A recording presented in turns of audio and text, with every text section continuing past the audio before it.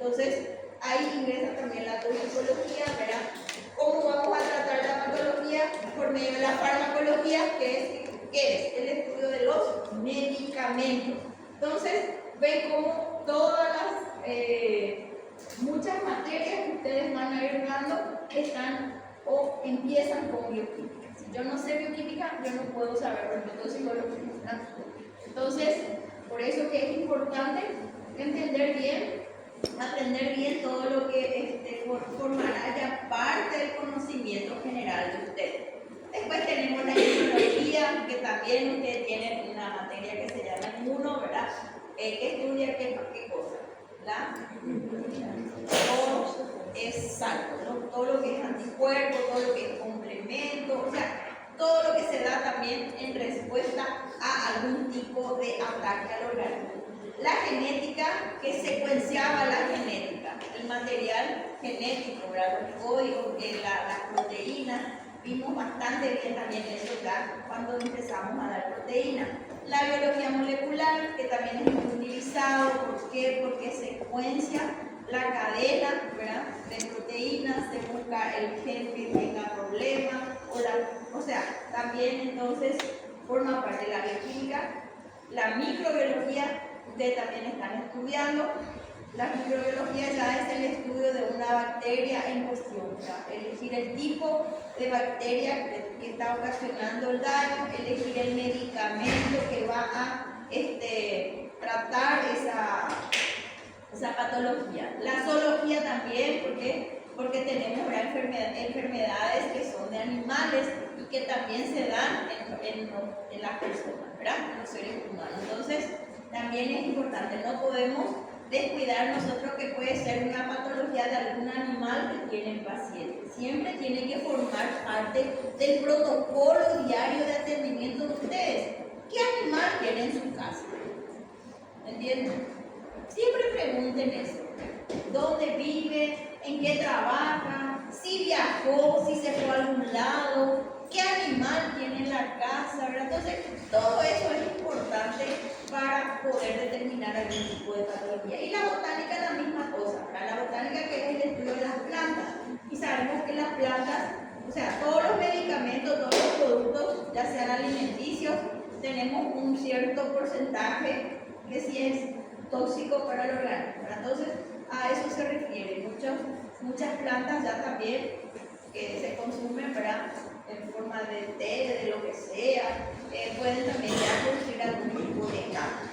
Bueno, se dan cuenta que todo se relaciona con bioquímica. Entonces, la importancia de la bioquímica está ahí. ¿En qué? En descubrir cuáles son, ¿verdad?, las alarmas que se presentan en el cuerpo. Bueno, entonces, esa sería la importancia de la bioquímica. ¿Qué es la bioquímica? ¿Verdad? ¿Cuál es la introducción a nuestra materia? Bueno, después vamos a ir pasando puntos que ustedes pueden leerlos sin ningún problema en su casa, ¿verdad? Vamos a lo que realmente les pueda crear algún tipo de problema. Bueno, esta parte, chicos, miren acá, esto no van a estudiar acá. Esto ya es una generalidad para introducción, que ustedes ya lo vieron en la escuela, en los colegios. Entonces, vamos a quitar vamos a quitar vamos a quitar vayan marcando.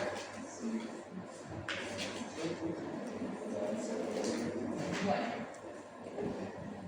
acá vamos a empezar. Esto sí, a partir del 16, entonces vamos a estudiar, ¿verdad? Esto es importante. ¿A qué se refiere cuando hablamos de la regla del octeto?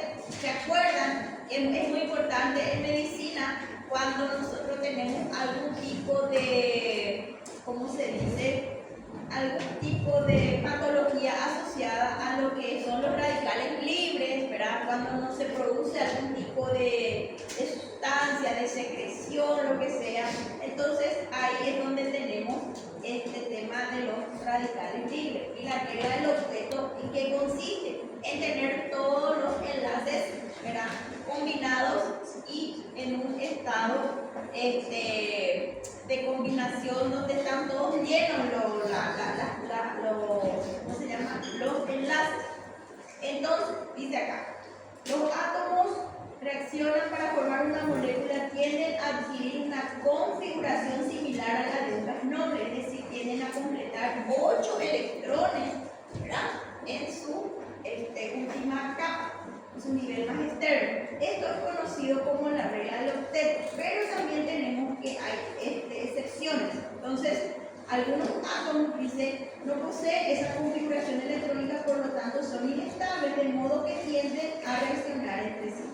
Una molécula compuesta por 2 átomos se va a llamar diatómica. Fíjense acá, entonces, acá el ejemplo de quién, del cloruro de sodio, ¿verdad?, de nuestra sal, en la que mantiene, ya dijimos que mantiene, cómo el organismo adquiere el sodio mediante la alimentación, ¿verdad? Y él lo utiliza como que nosotros utilizamos al sodio. ¿Qué medidor es? ¿Medidor de qué? ¿Se acuerdan que hablamos del equilibrio de quién? Exacto. Nosotros dijimos que tenemos, por ejemplo, los parámetros de los electrolitos, ¿se acuerdan? Sodio y potasio, calcio, cloro. Bueno, ¿qué son esos ahí? Son elementos de qué tipo? Secundarios. ¿Me vas a cambiar? Bueno. Entonces, acá tenemos que cuando va a ocurrir una unión, entonces, ¿qué es lo que hacen? Van a compartir pares de electrones. Entonces, se llega a la regla del octeto de esta manera, cuando están todos los enlaces compartidos. Y esto es muy importante. ¿Por qué? Porque si tenemos que no se está pudiendo hacer este tipo de reacción, entonces ahí es donde vamos a tener sueltos y por lo tanto no van a ser, ¿verdad?, a funcionar. Ahora, estas uniones químicas pueden darse, dice que son las uniones químicas o los enlaces químicos, ¿verdad? Estos son aquellas formas como los diferentes elementos o átomos comparten o forman los diferentes tipos de compuestos, ¿verdad? Entonces, ¿qué hacen estos enlaces?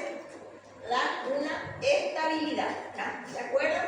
Que tenemos entonces el enlace iónico, enlace covalente y enlace metálico. Entonces, eso sí es importante. ¿Cuáles son los tipos de enlaces químicos, ¿verdad? Y son estos acá.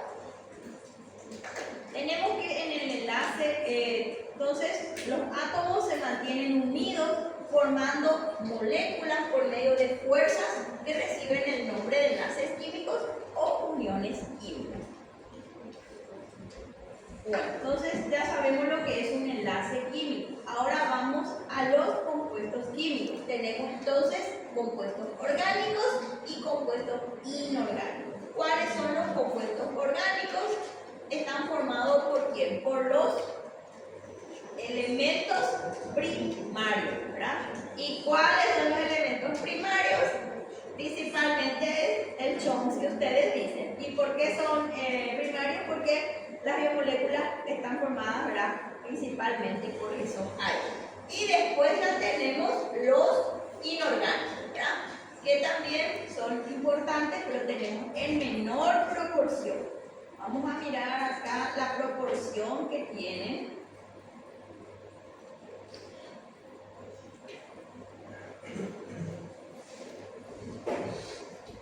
Bueno, después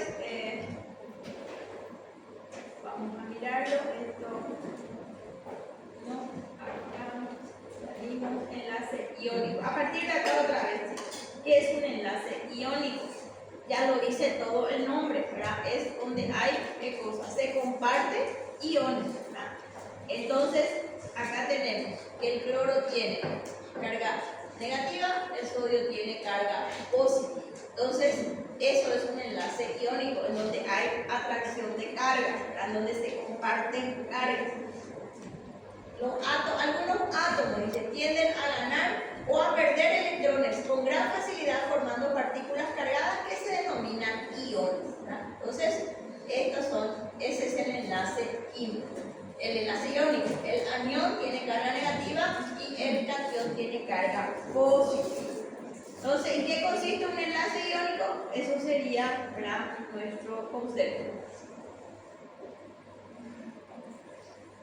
En los enlaces, en las uniones iónicas, los átomos se mantienen unidos debido a la fuerza de atracción, que surge por tener cargas opuestas, ¿verdad? Positivo atrae al negativo. Bueno, después tenemos el enlace covalente. ¿Qué es el enlace covalente?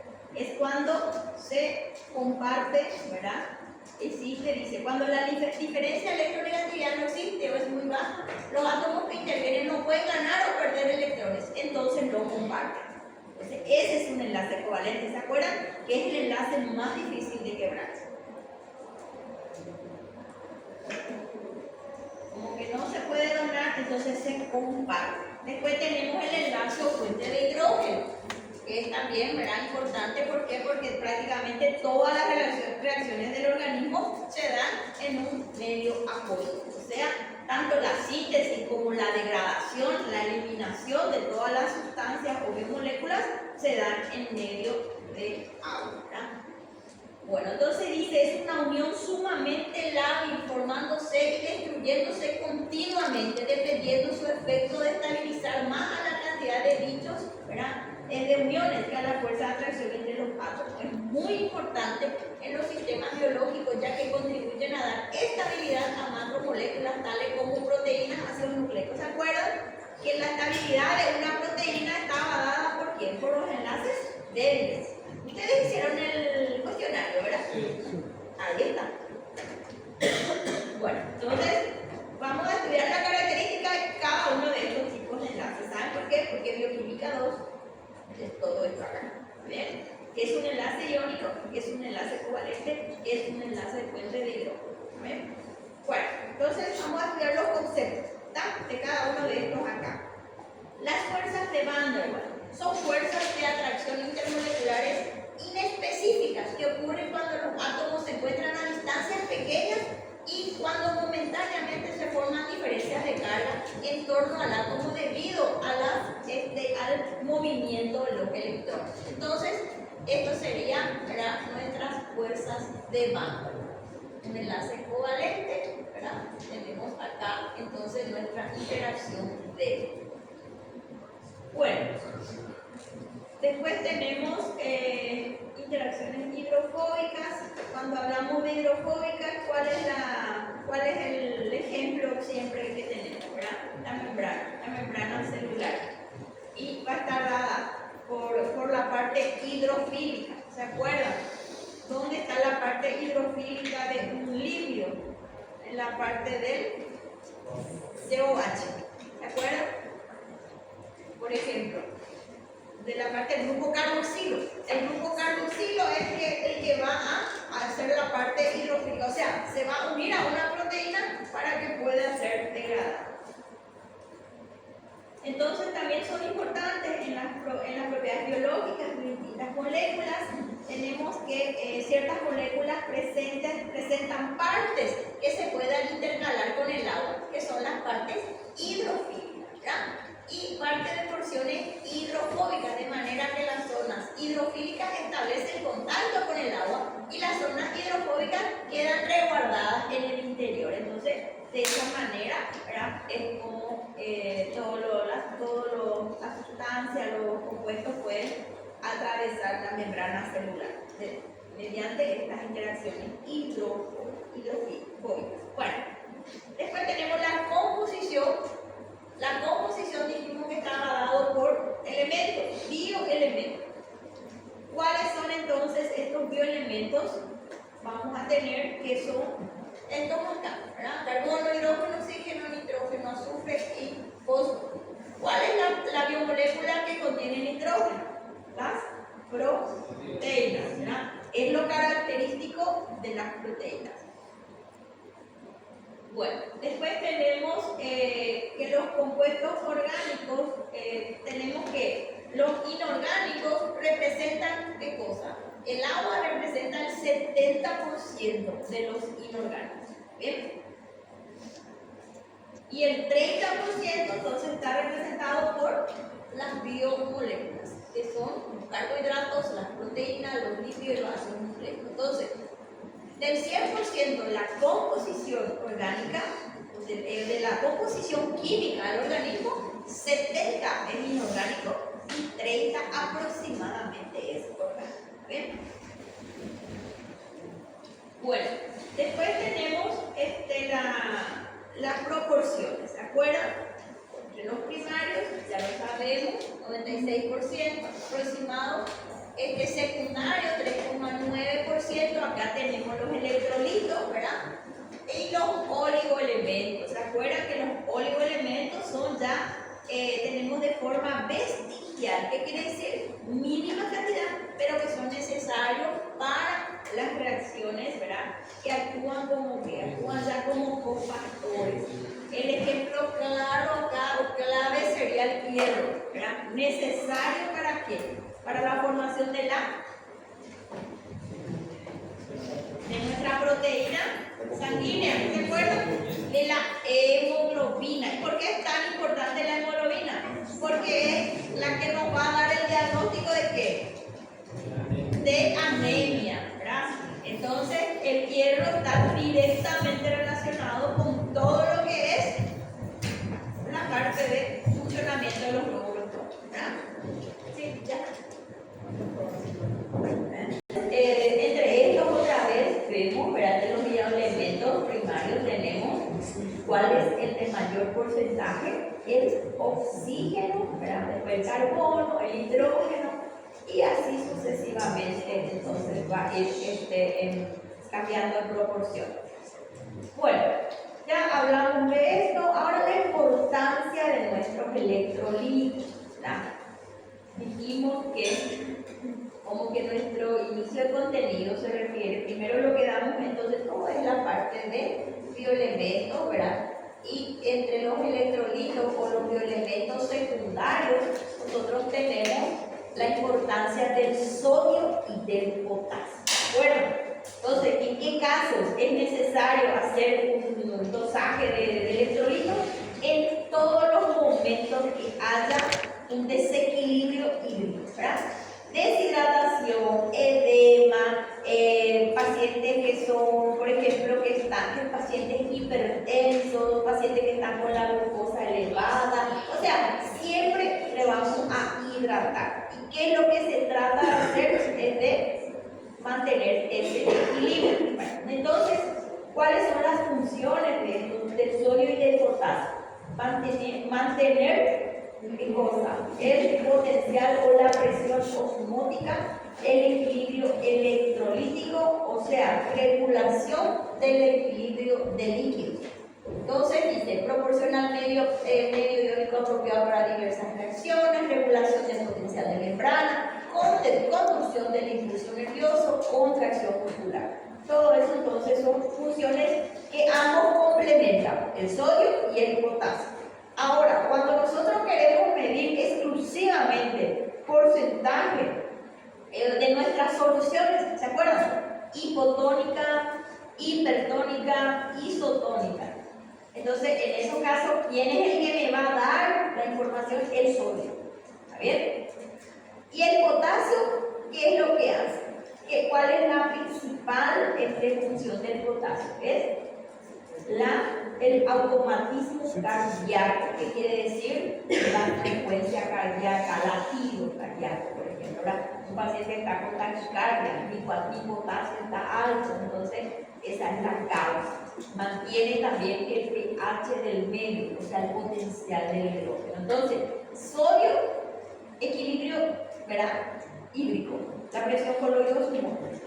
Y potasio, impulso nervioso. Entonces, eso es lo que es impulso cardíaco, ¿verdad? Automatismo cardíaco. Dice acá, es esencial para el automatismo cardíaco actividad de enzimas relacionadas con la síntesis proteica para evitar la desagregación de los ribosomas. Es sobre todo intracelular. El sodio es extracelular. Eso ustedes ya lo saben seguro por fisio, ¿verdad? Porque dan bastante esta parte, la famosa bomba de sodio y potasio, ¿verdad? Que seguro que están dando. Bueno, la pérdida del potasio. Entonces, sodio es extracelular, potasio es intracelular. La pérdida del potasio causa hipotonía, hiporreflejia, alteración de la conducción del impulso nervioso y puede llevar a la muerte. O sea, si está bajo, entonces todo baja. Si está alto, todo aumentado, ¿verdad? Entonces, esa es la importancia del potasio. Después tenemos el calcio, que vimos que el calcio el organismo lo tiene de dos formas, ¿verdad? Tenemos el calcio, que es el calcio total, ¿verdad? Que es el que se encuentra, el 99% se tiene ¿en dónde? En el tejido óseo. Y el 1% es el que se encuentra distribuido en los fluidos, ¿verdad? Orgánicos existentes en los tejidos, en donde cada una de estas reacciones del metabolismo, por ejemplo, la coagulación, se encuentra calcio. Para la contracción muscular es necesario también el calcio. O sea, entonces vemos que el calcio tiene, ¿verdad?, mucha importancia en todo lo que es el organismo. Dice irritabilidad muscular, automatismo cardíaco, contracción muscular, coagulación sanguínea. Entonces, no solo el calcio es útil para los huesos, ¿verdad? Vemos que también está relacionado con todo lo que es metabolismo. Bueno, entonces, acá tenemos que el calcio está en equilibrio dinámico con el plasmático mediante un proceso continuo de formación y reabsorción, que es la homeostasis del calcio. ¿Y quién es el que regula esta homeostasis del calcio? También está relacionado con la vitamina D, hormonas tiroides, vitamina D, calcitonina, o sea, varios son los tipos de que dependen, ¿verdad?, de este metabolismo o utilidad del calcio. Y tenemos que el pico de calcio está dado. Todo el calcio que va a formar nuestro tejido óseo se da en la primera infancia, ¿verdad? Dice que todo lo que se acumula es lo que durante la vida se va a ir fraccionando, ¿verdad? Se va a ir liberando. Y luego ya cuando llegamos a la vejez, entonces ya se empieza a tener problemas por causa de la pérdida o del deterioro, ¿verdad?, del tejido óseo, en donde se van formando ya los poros, ¿verdad?, y se ocurre la osteoporosis, la debilidad. Bueno, entonces vemos que hay dos tipos de situaciones que el organismo utiliza el calcio. Uno para mantener la estructura ósea y otro para todo lo que es reacción metabólica, más importante. Luego tenemos el magnesio, que vemos que es importante con todo lo que ya se utiliza, ¿verdad?, para lo que es la producción de ATP, o sea, reposición de energía. Entonces, ahí lo tenemos al magnesio. Después tenemos el yodo, que es necesario para la síntesis de las hormonas tiroides, ¿verdad? Después tenemos el hierro, que es necesario para el metabolismo energético y oxidativo. ¿Y cómo se da esto? Mediante el proceso, ¿verdad?, de oxidación que ocurre para obtener el ATP. ¿Cómo se encuentra, cómo se llama la proteína que tiene el hierro que almacena el hierro? ¿Que almacena? Ferritina.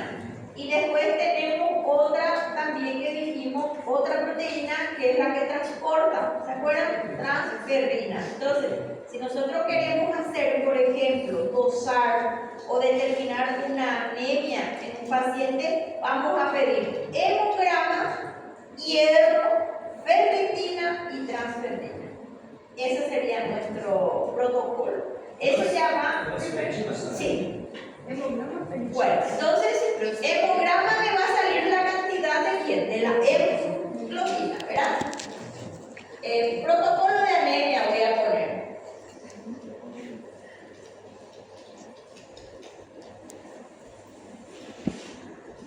Tenemos entonces hemograma, después tenemos hierro, después ferritina y transferrina. Entonces, en el hemograma voy a tener cantidad de glóbulos rojos, cantidad de hemoglobina. ¿Cuál es el que me va a dar? Este acá. Me va a determinar, ¿verdad? Después tengo el hierro, que es la cantidad de hierro, ¿verdad? Ferritina es proteína que almacena el hierro.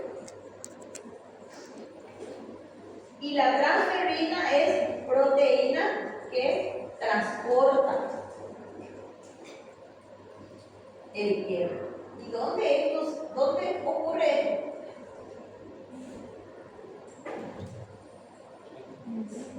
Por eso cuando hay, por ejemplo, una anemia, pero está aumentada la ferritina en el hígado, ¿verdad? Es por el mal funcionamiento hepático que generalmente está dado por grasa en el hígado. ¿Cómo que se llama? Esteatosis, ¿verdad? Hígado graso, ustedes le llaman. Casi siempre, cuando hay un hígado graso, hay ferritina alta y hay anemia. Entonces, la causa es el mal funcionamiento hepático. Vamos a ir viendo a medida que vamos avanzando, y más todavía cuando ustedes dan la parte de bioquímica 2, que el hígado es el que prácticamente hace todo esto. ¿Sí? Hemograma es GR. Sí, hemograma es hemograma. Glóbulos rojos es que. Sí, glóbulos rojos. Yo pues ya creo que ustedes saben todo. Son las abreviaciones que usamos, ¿verdad? O hematíes o eritrocito es la misma cosa. De cualquier forma se puede decir. Y la hemoglobina, ¿verdad? Nuestra hemoglobina es la que siempre en el hemograma nos va a indicar si es anémico o no en los pacientes. Professora, Sí. a parte ali quando tem cetose, então, a ferritina está alta, hemoglobina. O corpo não consegue pegar essa proteína? No. Hay mucha grasa. ¿Entendés? ¿Es gordura en el Sí, exacto. Cuando hay gordura generalmente, siempre los pacientes que tienen sobrepeso, que son gordos, ¿verdad? Tienen colesterol, son anémicos. Díganme si no es cierto. Vos pensás que una persona así, a veces, por ejemplo, tenemos un paciente que es 25 años, ¿verdad? Un varón, ponele unos 70, está bien todo, anémico. ¿Y cómo? ¿Verdad? No coincide. Entonces, puede ser que esté perdiendo, ¿verdad?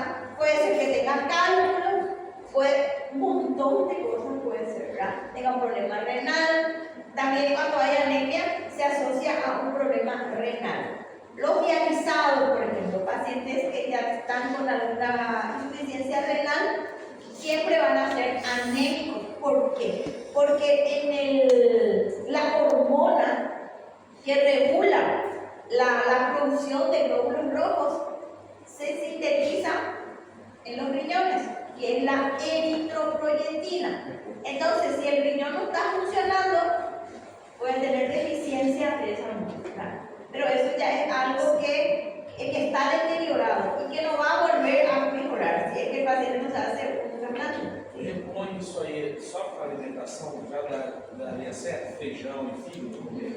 No da, muchas veces no da para reponer, solamente transfusión. Cuando están los picos de alarma, ¿se acuerdan que entre estos valores siempre vamos a tener el máximo y el mínimo, ¿verdad? El organismo puede estar entre el máximo y el mínimo, ¿va? Así, pero cuando está el mínimo es ya porque hay que hacer otra cosa. No, con la alimentación Isso regular. no, difícil. ¿Por qué? Porque su problema ya es metabólico.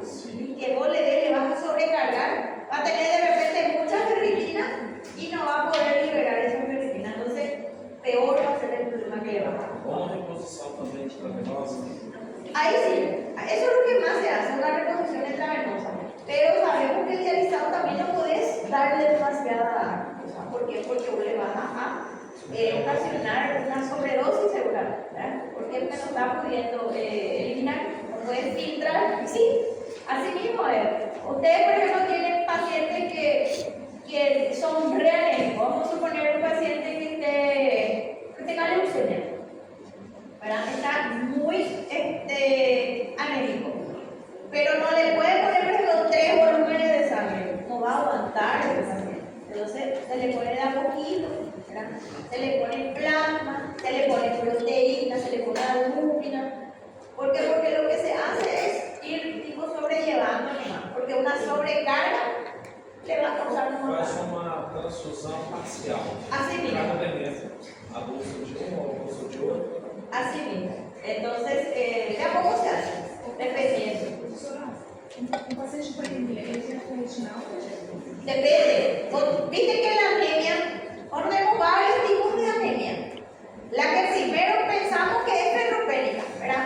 ¿Por qué? Por la alimentación. Pero vos podés tener anemia por problemas digestivos, podés tener deficiencia de vitamina B12, podés tener por pérdida en la orina, por cálculo, ¿verdad? Podés tener ya después los diferentes tipos de anemia ya de origen genético, que el problema ya está en la parte de las globinas, por ejemplo, la talasemia, la anemia falciforme, las anemias hemolíticas autoinmunes, muchísimos casos de anemia hay. Eu queria entender, professor, por que não converte com a creatina para dar essa Porque pasa que el hierro, ¿verdad?, en el organismo tiene que tener valencia 2 para que pueda ser ¿te acuerdas que tiene que compartir pares de electrones, pares del enlace? Bueno, cuando nuestro hierro está con 3, no es incapaz de unirse al oxígeno. ¿Entienden? Entonces, al no unirse, ¿qué es lo que va a hacer? Va a generar ¿qué cosa? Então, essa transferência seria 3. No, la transferrina es la proteína que ayuda a quitar o a transportar el hierro que hay en la ferritina. Eso ya es metabólico. Vamos a dar, más adelante vamos a dar, cuando damos hemoglobina, vamos a dar bien esta parte, todo lo que es la parte de saturación del oxígeno y todo eso. En el segundo material de proteínas tenemos, la próxima semana lo vamos a dar. Es bastante complejo, se dan cuenta que una cosa depende de la otra. Sí. Entonces, eso es lo que yo voy a ir despertando de todas las patologías principales, ¿verdad? No voy de todas, pero por lo menos las anemias, las leucemias, insuficiencia renal, probable infarto, probable AP, eso es lo que quiero que ustedes puedan ya, una diabetes, ¿cómo se llama? Una hiperlipidemia, que es lo que es el día a día de lo que es la urgencia. Después ya van a entrar en especialidades, ¿sí? Como que a falta de B12 pode causar anemia? La vitamina B12 es necesario para el proceso de formación, de maduración de tu glóbulos rojos. Por eso que se da vitamina B12 y ácido fólico. También, el ácido fólico es la parte de replicación y la vitamina B12 es parte de maduración. En ese proceso desde ¿cómo se llama? Eritroblasto, después no me acuerdo bien los nombres, ¿verdad? Que termina con reticulocitos y después es un glóbulo rojo maduro. Entonces, en ese proceso está la formación de la hemoglobina también. Entonces, para ese proceso es necesaria la vitamina B12. ¿Entiendes? Pero siempre pensamos que la primera causa de anemia es alimenticia. Empezamos por ahí. Cuando no podemos resolver con hierro, ahí buscamos otras posibles causas, ¿verdad? Si es un paciente, como les digo, un paciente bien alimentado, está con su peso, todo, pero es anémico, entonces otra cosa es el problema. Estará perdiendo sangre o está empezando un problema renal, que yo lo voy a ver mediante urea, creatinina, ecografía, ¿verdad? O el problema es también gástrico. ¿Qué pasa? Cuando nosotros consumimos los alimentos, vieron ustedes que cada una de estas biomoléculas entra en una reacción diferente. Y la vitamina B12 está con los alimentos, pero ¿qué pasa? La vitamina B12 se va a absorber si en el estómago se forma durante el proceso de la formación del jugo gástrico lo que se llama el factor intrínseco, que es un grupo de proteínas también, ¿verdad? De sustancias que hacen ¿qué cosa? Que pegan esa vitamina B12 y pueda absorberse en el intestino. Pero ¿qué pasa si en el jugo gástrico yo tengo, por ejemplo, una gastritis, ¿verdad? Tengo algún tipo de problema. Yo no voy a tener mi factor intrínseco y mi vitamina B12 voy a eliminarlo y no voy a poder usarlo. Esa también es una causa, ¿verdad? Pacientes con úlcera van a tener anemia siempre. ¿Por qué? Porque por eso que se tiene que hacer ¿qué cosa? La suplementación. Y también pérdidas, ¿verdad? Diferentes tipos de pérdidas. Bueno, entonces acá tenemos dos tipos, ¿se acuerdan?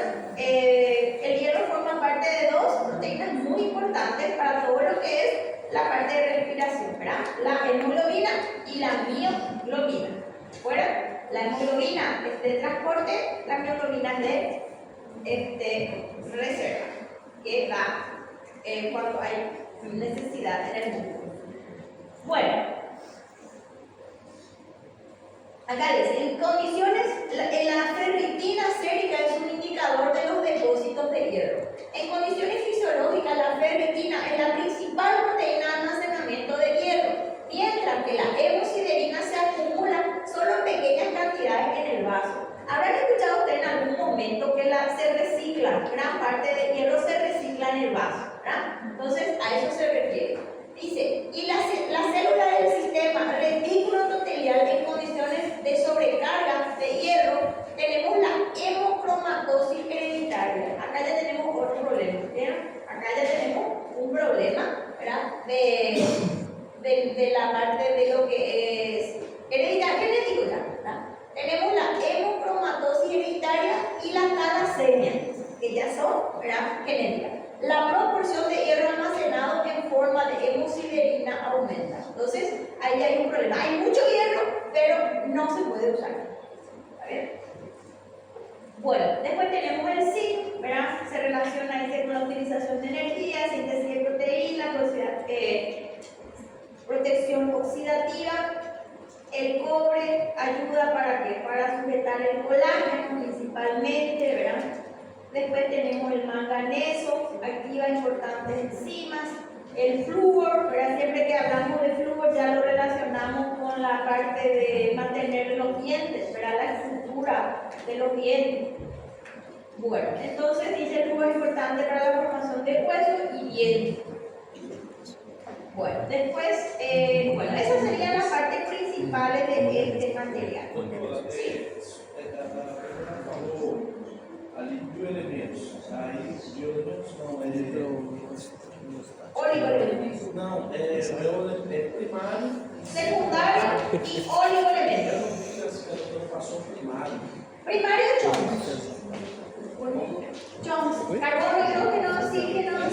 Sí, claro, y que forman. Exacto, que forman las biomoléculas. Los secundarios hablamos de los electrolitos. Y entre los electrolitos teníamos el agua y sales minerales, los principales. Y oligoelementos, el principal que sería el hierro, pero vieron que todos los otros también tienen funciones así importantes. Esos son los más comunes, les voy a decir, los más importantes, porque en realidad todos los otros también tienen algún tipo de función, pero no lo podemos estudiar todo, ¿verdad? Ya es mucho. No se van a acordar y no nos da tampoco el tiempo. Parte 2. Contenidos como, por ejemplo, ¿verdad? Biomoléculas orgánicas, unidades fundamentales, ya sabemos que nuestras biomoléculas orgánicas son los carbohidratos, lipidoproteínas, ácidos nucleicos y vitaminas. Bueno, después tenemos que para la síntesis de cada uno de estos acá ocurre mediante ¿quién? Mediante la porción más pequeña, que se van juntando y van formando, ¿verdad?, moléculas más grandes. Pero luego, para que pueda ser utilizado por el organismo, absorbido por el organismo, entonces ahí necesitamos otra vez la degradación en su molécula más pequeña. Entonces, a eso llamamos monómeros. ¿Qué son los monómeros entonces? Son unidades moleculares sencillas. Tenemos que varios monómeros que van a formar, ¿qué cosa? Un polímero. Tenemos acá. Después, entonces, estos polímeros pueden ser formados por monómeros iguales o monómeros diferentes. Entonces, acá vamos a tener homopolímeros y heteropolímeros. Entonces, esos son conceptos, ¿verdad?, que tenemos que saber.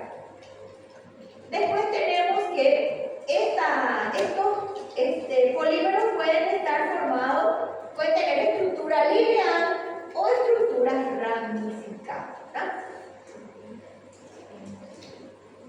Bueno, esto ya hablamos, las proporciones también, ¿verdad? Generalidades de las proteínas. Dijimos que las proteínas tienen, prácticamente están en todas las funciones principales, ¿verdad? Está en la parte estructural, forman el citoesqueleto. Después también tenemos la parte del músculo, ¿verdad? Forma parte de la contracción muscular mediante la actina, transporta el oxígeno, ahí tenemos la hemoglobina, catalizadores, ¿verdad? Tenemos las enzimas, después tenemos, participan en el sistema inmunitario, acá tenemos los anticuerpos, después tenemos el reconocimiento de moléculas, receptores celulares, ¿verdad? Que son los que forman los sitios activos. Entonces tenemos que las proteínas prácticamente están en todas las funciones principales del organismo. Estas proteínas pueden ser, ¿se acuerdan también que ya hicimos en nuestro material anterior que lo clasificábamos en proteínas nativas, ¿se acuerdan? Y desnaturalizadas, ¿no se acuerdan? Simples, teníamos simples y complejas. Y después teníamos que la proteína puede estar en su estado nativo o en su estado desnaturalizado. Esos son los conceptos que yo les puedo preguntar. La clasificación según su estructura, tenemos globulares, fibrosas, transmembranas y proteínas de unión al ADN. Después tenemos homólogas, parálogas y análogas. Al entender lo que es el concepto, la palabra, ya prácticamente podemos hacer un concepto, ¿sabes? Bueno, después tenemos los lípidos. Los lípidos ya también, que son nuestras biomoléculas, están formadas por largas cadenas, tenemos que son insolubles en agua, esa es la característica principal de los lípidos. Funciones, también tienen varias funciones importantes, forman parte de la membrana lipídica, también es un almacén se almacena en el tejido adiposo, sirve como ¿qué? Como energía, ¿verdad? Síntesis de energía. ¿Cuál es la energía inmediata? La glucosa. Luego, los lípidos y las proteínas, ¿verdad? Según el orden de importancia. Bueno, esto todavía no les voy a preguntar, esto vamos a irnos cuando estudiamos lípidos. ¿Qué son los glúcidos? ¿Cuáles son las características principales de los glúcidos, ¿verdad? ¿Qué son los glúcidos? ¿Cómo podemos conceptualizar un glúcido? Llamado también hidratos de carbono, azúcares, ¿verdad? Que son los que proveen la ATP al organismo. O sea, con sus palabras pueden decir. ¿Cuáles son los tipos? Monosacáridos, disacáridos, polisacáridos, oligosacáridos. Bueno, hasta ahí. Esto, función biológica, ya lo sabemos, ¿verdad? Oligosacáridos. Esto también de repente saber el concepto. Esto no hace falta. ¿Por qué? Porque vamos a darlo como una unidad de vuelta. Y vitaminas, ¿qué son las vitaminas?